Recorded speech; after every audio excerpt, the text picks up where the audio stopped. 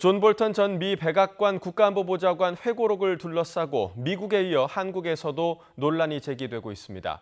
특히 북미 정상회담과 관련해 한국 정부의 역할에 대해서 평가가 엇갈리는 가운데 한국 외교가 앞으로 보완할 과제는 명확해지는 것으로 분석되고 있습니다. 왕선택 통일외교 전문기자의 보도입니다. 존 볼턴 전 보좌관 회고록 내용 중에서 한국에서 논란이 되는 부분은 북미 정상회담에서 한국 정부 역할에 대한 평가입니다. 볼턴 전 보좌관은 북미 정상회담 자체가 문재인 대통령이 기획한 결과라면서 문 대통령을 경계 대상으로 지목했습니다.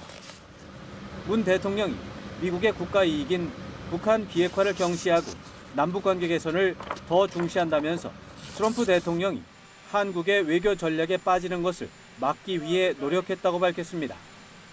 그렇지만 문 대통령이 비핵화를 경시하고 남북관계만 중시한다는 주장은 근거가 희박합니다.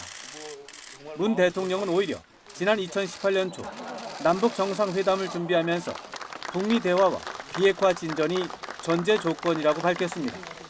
한미 당국 간 협의 체제인 한미 워킹 그룹을 만들어서 북한으로부터 친미 사대주의 행보를 보인다고 비난을 받는 것이 현실입니다.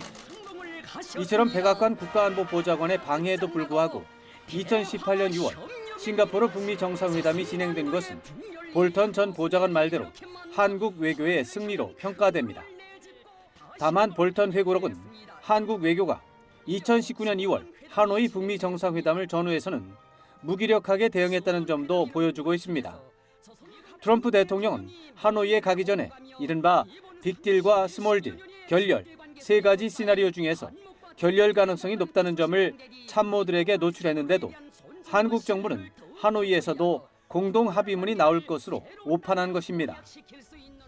볼턴 전 보좌관은 자신이 보좌했던 대통령을 모욕하고 외교 기밀을 누설한 사실 자체로 비난 대상이고 동맹국 외교 노력을 방해했음을 스스로 밝혔다는 점에서도 저급하다는 비판을 면할 수 없을 것으로 관측됩니다.